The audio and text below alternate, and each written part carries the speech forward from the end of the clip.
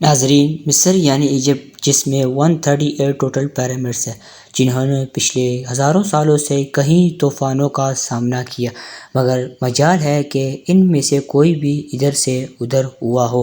ان میں سے سب سے بڑا پیرامڈز ہے جس کو کہا جاتا ہے دی گریٹ پیرامڈز آف گیزا، اور اس پیرامڈ کا بیس کا ایریا ہے 13 ایکڑز۔ ناظرین، حیرانی کے طور پر اس پیرامڈ میں ایک دو نہیں بلکہ 9 فٹ بال فیلڈز آرام سے آ سکتے ہیں۔ ایک اسٹیمیٹ کے مطابق اس پیرامڈ میں ٹوٹل 23 لاکھ بڑے بڑے پتھروں کا استعمال کیا گیا ہے۔ اس میں ایک پتھر کی وزن 50 ٹن ہے۔ اس پورے پیرامڈ کے وزن کا حساب لگایا جائے تو 60 لاکھ ٹن اس کا وزن ہے، جو 12 برج خلیفہ کے وزن کے برابر ہے۔ آخر اتنے بڑے پیرامڈز کا بنانے کا مقصد کیا تھا، جو آج سے ہزاروں سال پہلے بنایا گیا تھا، اور اس کو آخر کیسے بنایا گیا ہوگا، اور کیسے 50 ٹن وزنی پتھر کو اسکوائر شیپ میں کاٹ کر اور کیسے اتنے اوپر پہنچایا گیا ہوگا، اور اس کو بنانے میں ایسے کون سے انجینئرز کا ہاتھ تھا جنہوں نے ارتھ کی پروف کے ساتھ ساتھ چاروں سائڈوں پر 51.5 ڈگری کے ساتھ اس کو سیٹ کیا۔ یہ سب آپ جان سکیں گے آج کے اس ویڈیو میں، تو آئیے شروع کرتے ہیں۔ Challenge number 1۔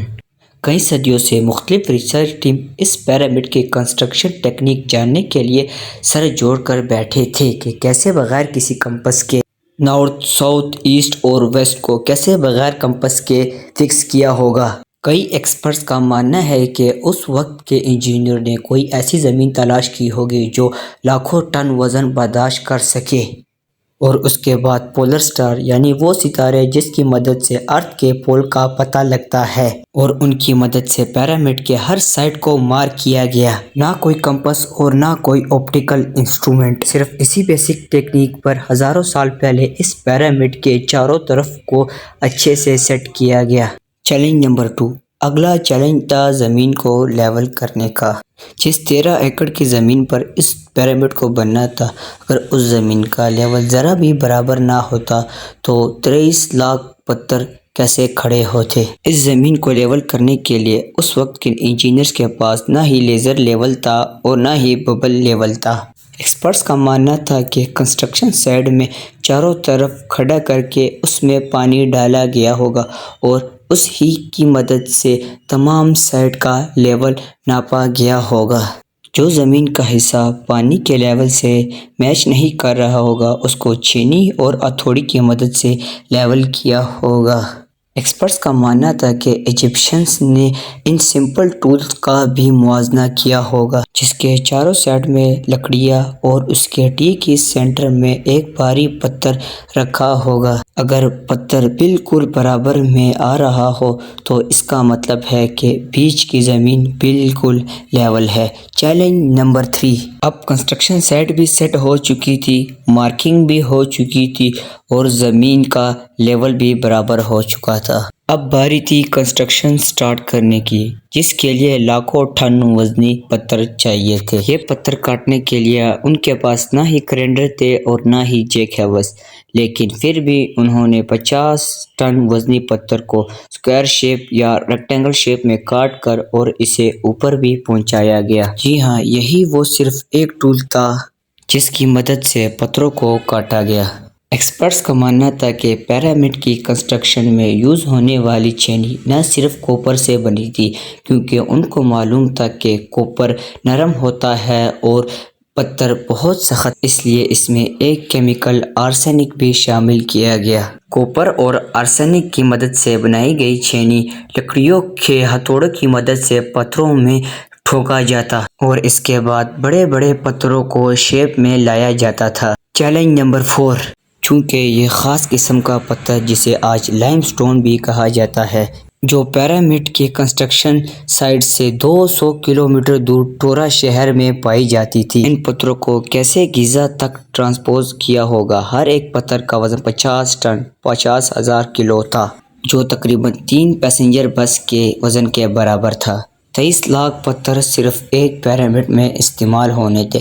اتنے زیادہ پتھروں کو کیسے ٹرانسپورٹ کیا ہوگا؟ اس کی مدد کے لیے نہ کوئی جانور کام آ سکتا تھا اور نہ کوئی ٹرالی۔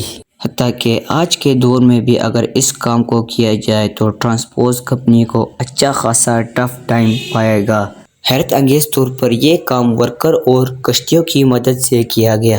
جی ہاں، ٹورا اور گیزا کے درمیان ریور کا فائدہ اٹھایا گیا اور ان بڑے پتھروں کو کشتیوں کی مدد سے گیزا تک پہنچایا گیا۔ ایکسپرٹس کا ماننا تھا کہ یہ کام اتنا آسان نہیں تھا۔ شپ میں اتنے بڑے پتھروں کی لوڈنگ اور ان لوڈنگ کام اتنا آسان نہیں تھا۔ ایک وقت 500 مزدوروں کی ضرورت درکار ہوتی تھی۔ Challenge number 5۔ ایک ٹیم جب پیرامڈ کی کنسٹرکشن پر کام کر رہی تھی تو انہیں اپنے کئی سوالوں کے جوابات مل چکے تھے، لیکن ایک بات ان کو ہر وقت ستا رہی تھی، اتنے بڑے پتھر کٹ بھی گئے، ٹرانسپوز بھی ہو گئے اور ایک کے بعد ایک اوپر لگنا شروع بھی ہو گئے، لیکن آخر اتنے بڑے پتھروں کو آخر اوپر کیسے پہنچایا گیا ہوگا؟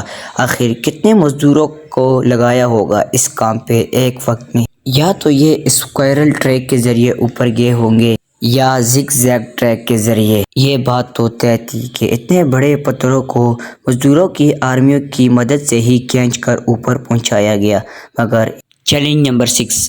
بات صرف لاکھوں مزدوروں، چینی ہتھوڑوں اور اتنے بڑے پتھروں کو اوپر پہنچانے کی نہیں تھی، بلکہ اس پیرامڈ کے اندر کمپارٹمنٹ اور ان کے اندر جانے کا راستہ اور چھوٹی چھوٹی سرنگیں بھی تھی۔ باقی سب چیزیں تو ٹھیک تھی مگر ایک چیز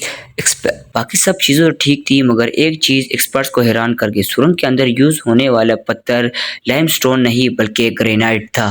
گرینائٹ ایک ایسا پتھر ہے جو ڈائمنڈ کے بعد دنیا میں دوسرے نمبر پر سب سے سخت ترین پتھر ہے، تو آخر ان کو کیسے کاٹا ہو گیا بغیر ڈرل مشین کے، جس کو کاٹا ہی نہیں جا سکتا؟ دنیا بھر سے کئی ایکسپرٹس کو پیرامڈ کا وزٹ بھی کرایا گیا، لیکن کسی کو بھی اس بات کا سراغ نہیں ملا کہ آج سے 4500 سال پہلے ایجپشین نے کیسے گرینائٹ جیسے پتھر کو بالکل لیول پر کاٹا۔ آخرکار ایکسپرٹس نے کئی سالوں کے بعد اس مسٹری کو بھی سولو کر دیا۔ ایجپشین نے ایک بغیر دانتوں والے آرے سے دونوں طرف وزن باندھ کر اس کو گرینائٹ پر چلایا ہوگا اور اوپر سے اس کے اوپر مٹی ڈالی ہوگی، جس کی وجہ سے یہ بالکل پلین آتا ہوگا۔ ایکسپرٹس کا ماننا تھا کہ اس طرح اتنے بڑے پتھر کو کاٹنے میں تقریباً 4 مہینے کا وقت لگ جاتا تھا۔ آخرکار اس پیرامڈ کے بنانے کا مقصد کیا تھا اور ایک ہی وقت میں کتنے مزدور درکار تھے اس پیرامڈ کو بنانے میں؟ اور جب رپورٹنگ کیمرے نے اس